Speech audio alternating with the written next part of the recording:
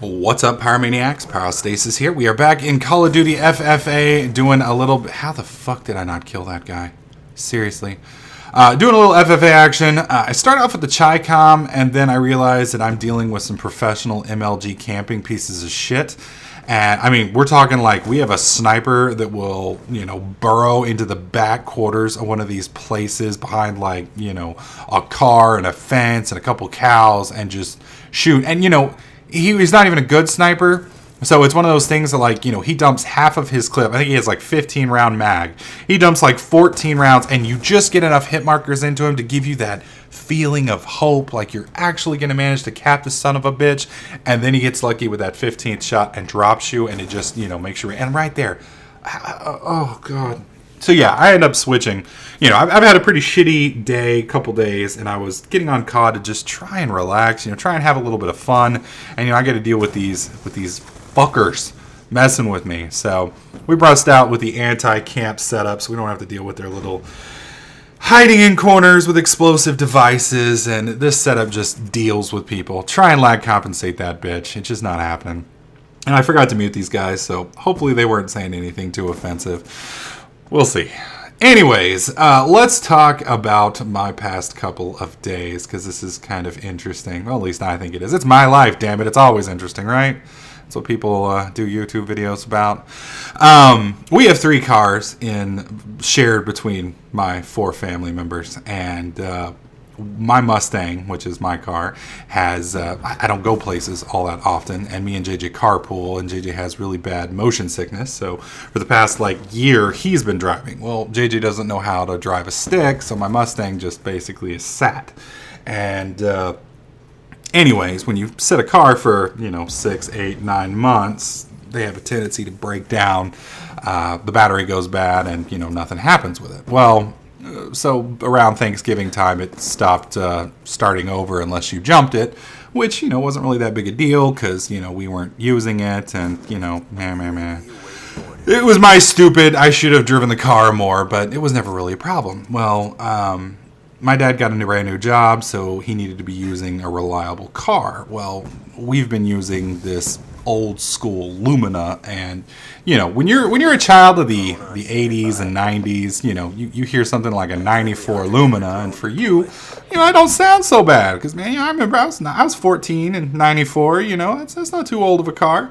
Until you start doing the math and you realize how fucking ancient you are, and that a 94 car is almost 20 years old. It's, probably something most people are going to turn their nose up. You go to a used car lot of beaters and they're going to be like, damn, that's old.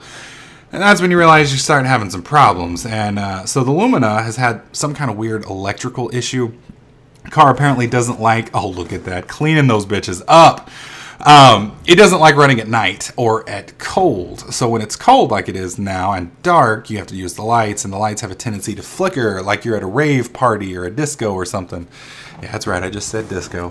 And it's not good when you're driving on the highway, because, here you are trying to see by these lights, and the car's giggling and trying to get you killed, and you just want to make it home without dying. Well, that was fun and all, and, it was a problem and something that needed to get fixed, but it was one of those things that, oh, and here's the camera. Look at that. A million fucking shots. Oh, I hate those guys.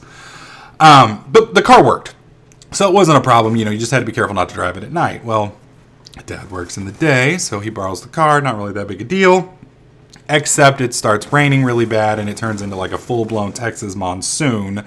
And it's dark, and so he's driving home, the lights are flashing, he's freaking the hell out. We're kind of giggling over it because we've been dealing with it for like the last year and a half. And anyways, he gets to the corner store and it dies, and so he calls us and we jump him and we drive her to the house. And my dad's infinite wisdom, when a car doesn't start, you don't turn it off in a position that it's not easy to start it back up again, because, it becomes a stationary object. And if you ever tried moving a, 1,500 pound, 2-ton car, it doesn't really work. And when you're fat and out of shape, it really doesn't work. So in my dad's infinite wisdom, he decides instead of parking the car around back, he parks it right up behind the Mustang, which is also, as we covered earlier, DOA. Well, the difference the issue was the Mustang usually will jump start and it's not a problem. Well, the Mustang won't jump start now. And now, because you parked the Lumina behind the Mustang, we can't get to the Lumina to jump start the Lumina. So my dad, I love the guy, he's great.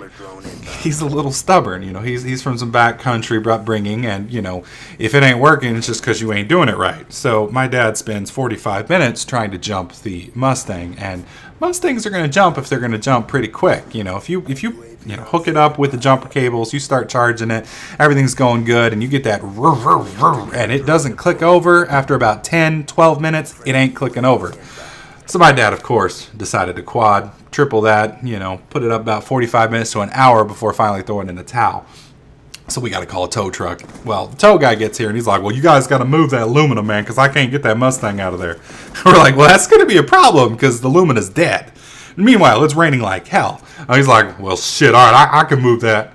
And, you know, this is a, and I don't know why he sounded like a big black man when I did my impersonation, but he's a skinny little white redneck guy. And redneck people, I come from a long line of redneck people myself. You know, they kind of get things done a little sloppily, and when you're dealing with a tow truck, you just don't give a shit. So he wrenches it over, slides these bars up under the Lumina, picks it up about 5 feet in the air, which is horrifying to me because that is a heavy-ass fucking car. And then he starts trying to move it. Well, apparently the Lumina was like, oh, fuck this, I am digging in. And so he's grabbing onto the ground as hard as his car little legs or tires or whatever the hell you call it to not move. So, of course, the tow truck guys were like, fuck this shit, you're moving, bitch. And so he steps on the gas. Well, when you're grabbing the tires with these little metal bars and it's wet, rubber kind of has a tendency to slide. And so the car almost popped out, and you almost see this Lumina do like a flip over on its side. And I'm screaming at the guy, stop, motherfucker, stop! Oh, man. I'm just telling you what. So, needless to say, he managed to move the Lumina without, you know, killing it or anybody else. But it was a little annoying. And then I get on and I had to deal with these fuckers. So I figured I'd share that with you guys. Hopefully you guys liked this video. If you did, click the like button. Make sure you subscribe. Pray that Pyro has a better day tomorrow. We will get back to our YouTube tips and tricks then. Hopefully you guys like it. I'll see you guys next clip. Have a good one.